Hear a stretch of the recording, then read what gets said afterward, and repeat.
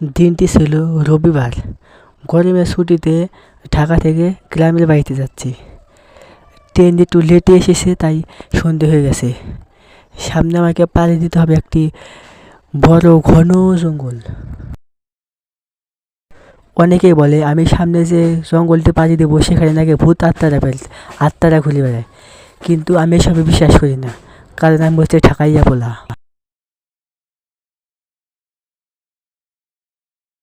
আমি ইতিমধ্যে জঙ্গলে প্রবেশ করেছি। সন্ধে হয়ে গেছে, তাই একটু একটু মনে মনে ভয় লাগছে। ভয় পেয়ে কি হবে, আমাকে তো আমার গ্রামের বাড়ি যেতেই হবে।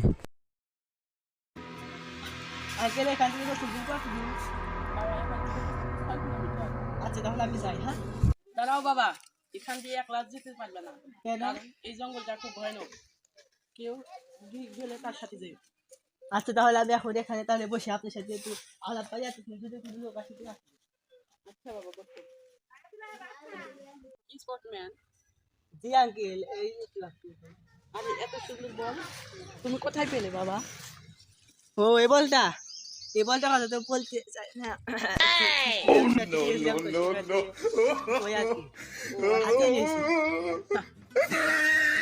বাবা, তুমি থাকো, আমি তাহলে আমার বন্ধু চলে যাই। আচ্ছা,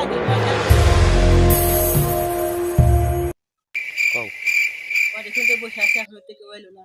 বুড়া মানুষটা বলে গেল, তার কথাটা অমান্য করা যায় না। অনেকক্ষণ হয়ে গেলে কেউ তো আসে না।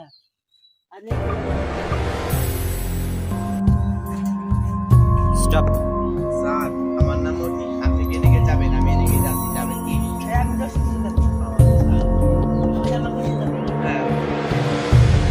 এখানে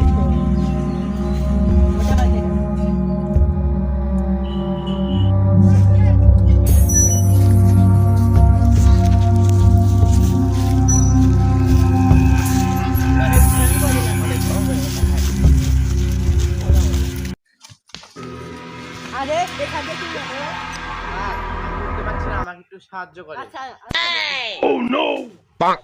আপনি একটু হাসপাতাল যান। এবার শেষ হয়েছে, এবার সে উঠতে পারছি আমি। এখন বসেন। এলাকায় কেমন জানি ভয় ভয় লাগছে, এলাকাটা জানি কেমন। আমাদের এলাকায় এরকম নীরব। আপনি কি এখানে প্রতিদিনই চান? হ্যাঁ, যাই।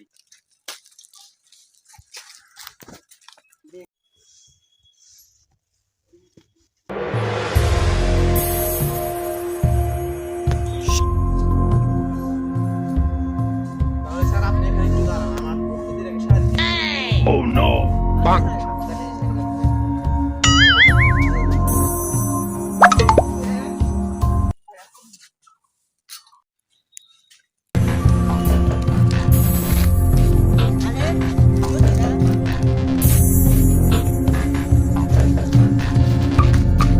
আরে ভাই ভাই, আরে ভাই,